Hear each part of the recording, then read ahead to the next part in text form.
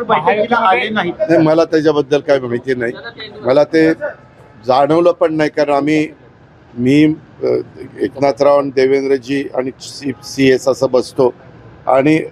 मला असं वाटलं, कारण आमचे पण मकरंदाबा पाटील नव्हते, दत्तामामा भरणे नव्हते, मुश्रीफ साहेब पण लवकर निघून गेले कारण त्यांना जायचं होतं, तर माझा असा समज झाला की आज छाननी आहे, म्हणजे ह्याची अर्जांची 288 नगरपालिका आणि नगरपंचायतीची, आणि त्या छाननीमुळं संख्या रोडवली का काय असा माझा अंदाज होता, म्हणजे मला वाटत होतं. परंतु नंतरच्या काळामध्ये मी त्या मिटिंगमधनं इकडं निघून आलो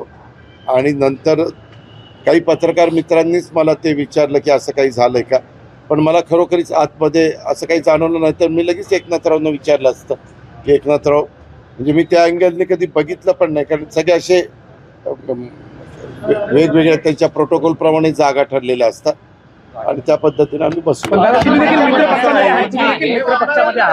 मित्र पक्षांकडून एकमेकांकडे घेतलेल्या नगरसेवकांना किंवा ह्याच्यामधून नाराजी नाट्य रंगलेलं आहे.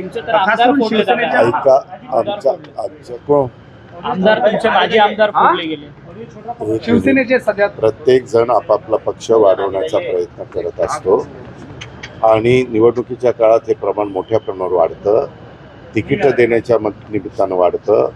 अध्यक्षाची उमेदवारी देण्याच्या निमित्तानं वाढतं, आणि त्याच्यातून आज मुख्यमंत्री आणि एकनाथराव शिंदेसाहेब आणि बाकीचे सहकारी, मी तिथं नव्हतो पण बसले होते अशी नंतरची मला माहिती, कारण आज आमचे पायाभूत सुविधेची पण मीटिंग होती, आमची ते बिबट्याच्या बद्दलची पण बैठक होती, बरेच आमदार VCवर पण जॉईन झालेले होते, त्या वेगवेगळ्या जिल्ह्यातले सगळे अधिकारी वर्ग पण तिथं हजर होता, पण त्याच्या संदर्भातली बैठक काहीतरी झाली असं माझ्या कानावर.